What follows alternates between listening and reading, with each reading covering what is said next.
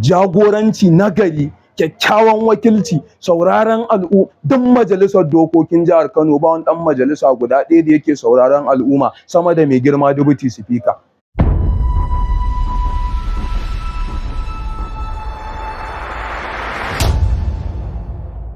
Da na 360 tashar albarka. Salim Hamza Juji, to alhamdulillah rabbil alamin. Hakikanin gaskiya ba mu da wata magana da ta wuce mu gode Allah a dukkanin kowanne yanayi da muke ciki. Alhamdulillah duk wani tsari mun zo mun karɓa mun bi mai girma gwamna injiniya Abba Kabir Yusuf jam'iyyar APC, saboda haka mai gidanmu kuma alƙiblan mu a siyasa ya dawo, ungulu ce ta dawo gidanta na tsamiya. Dalili shi kansa mai girma Dr. Abdullahi Umar Ganduje ya ce ka gama zagaye-zagayen ka dawo gida? Ya ce na dawo gida. Saboda haka ba abin da za mu ce wa Allah sai godiya.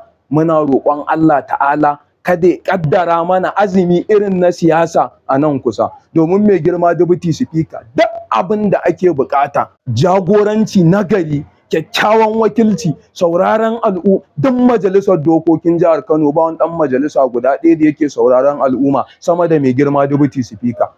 Ina bakin State Assembly na ji wani security yana faɗa, yace wannan mutumin hidimar da yake wa al'ummarsa Allah ya saka masa da alheri, Allah aiko masa da babban rabon da ya fi wannan wanda yake ciki yanzu haka. Saboda haka muna godiya ga mai girma gwamna injiniya Abba Kabir Yusuf, domin shi ya sahale musu ya ba su dama na taimakon al'ummar jihar Kano baki daya. Bayan shi mai gidan naku akwai wasu 'yan takarkaru irin su Manjo. Ai ba wani ɗan takara da muka sani jam'iyyar APC tun daga matakin ƙasa har zuwa matakin local government har matakin mazaɓa, ba wani ɗan takara da ya kai nagarta da ingancin mai girma Deputy Speaker. Siyasa ba aikin soja ba ce, saboda haka a bar iyayen gidanmu lokacin su ne su yi su gama har Allah ya kawo mana matakin da za mu matsa sai su shigo su yi.